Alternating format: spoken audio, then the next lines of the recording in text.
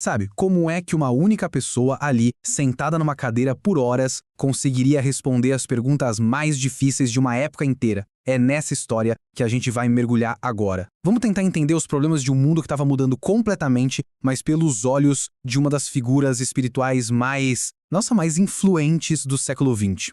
Logo de cara o entrevistador pergunta, né? Como eu devo te chamar? E a resposta foi essa aí. Apenas Chico já é demais. Pensa só. Essa frase, dita bem no comecinho da conversa, já mostra tudo sobre a humildade do nosso personagem principal, o Francisco Cândido Xavier, ou simplesmente Chico Xavier. Vamos tentar imaginar a cena. A gente está em 1971, horário nobre, TV ao vivo. O programa era o Pinga Fogo e olha, aquilo virou um evento nacional. O Brasil inteiro parou para ouvir o que esse homem tinha a dizer. E o assunto? Era tudo. Fé, ciência, política, todas as mudanças que estavam acontecendo naquela época. Ok, mas quem era esse homem afinal? E por que o que ele falava tinha um peso tão grande para tanta gente? Bom, é isso que a gente vai ver agora. Vamos entender um pouco melhor quem foi o Chico Xavier e o que estava acontecendo no Brasil naquela época para ele ter parado na frente de milhões de pessoas.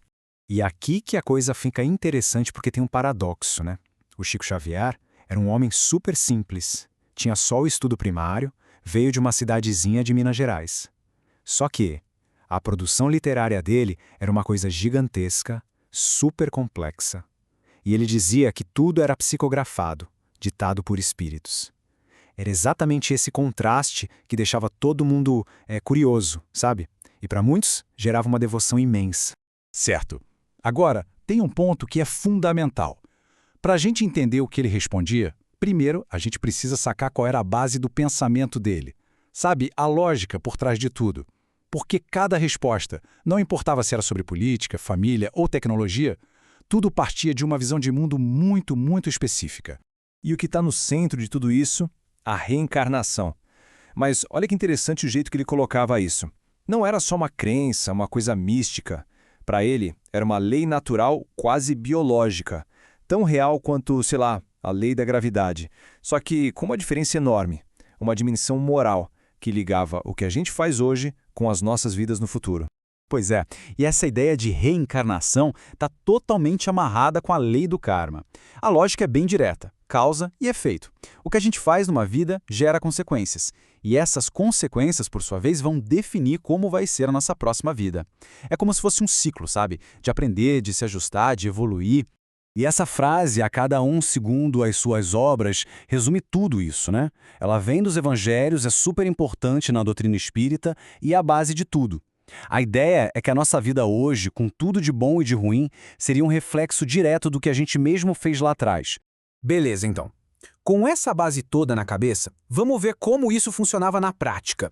Como é que ele usava essas ideias para falar dos problemas mais quentes da época? E a gente está falando dos anos 70, né? Uma década super turbulenta, cheia de mudança cultural, tecnológica, uma loucura.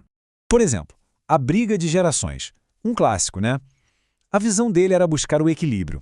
Ele falava que os jovens vinham com ideias novas, com um gás diferente e que precisavam de liberdade para crescer. Já os mais velhos, a missão deles era entender, dialogar, sem aquela coisa de amor possessivo, de querer prender os jovens às ideias antigas. E olha que exemplo bom da abordagem dele. Quando perguntaram sobre o movimento hippie, que era uma coisa super controversa na época, né? Em vez de criticar a roupa, o cabelo, o estilo de vida, ele foi direto ao ponto, o artesanato que eles faziam. Para ele, se tem trabalho, tem dignidade. Ponto final. O resto era detalhe. Outra coisa impressionante foi a visão dele sobre tecnologia. A gente está falando de 1971, a automação mal estava começando. E ele já solta um alerta. Ele dizia que todo o conforto das máquinas podia ter um preço bem alto, que era o risco da gente virar uma espécie de robô na nossa vida social. E aí, a gente para e pensa, né? Passaram décadas. Hoje a gente lida com inteligência artificial, com automação num nível que, nossa, ele nem sonhava. E aquele aviso dele sobre a gente virar escravo da máquina, parece que foi dito ontem, é mais relevante do que nunca, não é mesmo? Mas a entrevista não foi só sobre isso, não. Eles entraram em temas bem espinhosos, em verdadeiros tabus.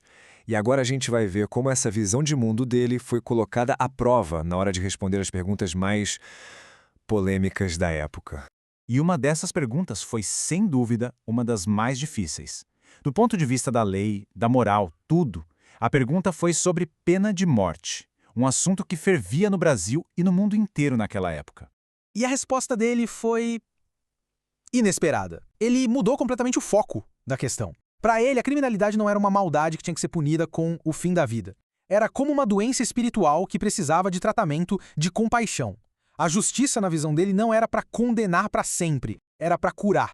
Agora imagina falar sobre homossexualidade em 1971. Era uma época de um preconceito absurdo. E a visão dele sobre isso foi, para dizer o mínimo, fora da curva. Ele conectou o tema com a jornada do espírito. A ideia era que, ao longo de muitas vidas, o espírito passa por corpos de homem, de mulher, e poderia carregar traços de uma existência para outra. Mas o mais forte na resposta dele nem foi a explicação, foi o apelo que ele fez. Um apelo por inclusão, por aceitação de todo mundo. Ele tinha a esperança de que um dia as leis e a sociedade mudassem para agraçar todo mundo, sabe? Para acabar com o sofrimento, com a marginalização, que ele chamava de frustração afetiva. Então, tá. Se a gente der um passo para trás e olhar para tudo isso, qual é a mensagem que fica? O que liga todas essas respostas, desde a briga de gerações até esses tabus todos? Ele redefine a palavra salvação. Para ele, não era uma coisa que acontece lá no fim, depois que a gente morre. Não, salvação era um processo, aqui e agora.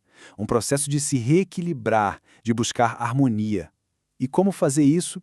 A receita era simples: servir ao próximo, ajudar uns aos outros. No fim das contas, é isso. Por trás de todos esses assuntos complicados que ele falou, a filosofia do Chico Xavier se resumia a uma coisa bem simples, que todo mundo pode entender. A solução para os problemas do mundo, para ele, estava na nossa conexão mais básica, no respeito, no cuidado que a gente tem um com o outro. E isso deixa uma última provocação para a gente pensar. Hoje, no nosso mundo, cheio de problema complexo, de tanta divisão, qual é o valor de uma resposta que parece simples demais? O que a gente pode aprender com uma visão que insiste que, no fundo, a resposta mais importante talvez seja a mais simples de todas?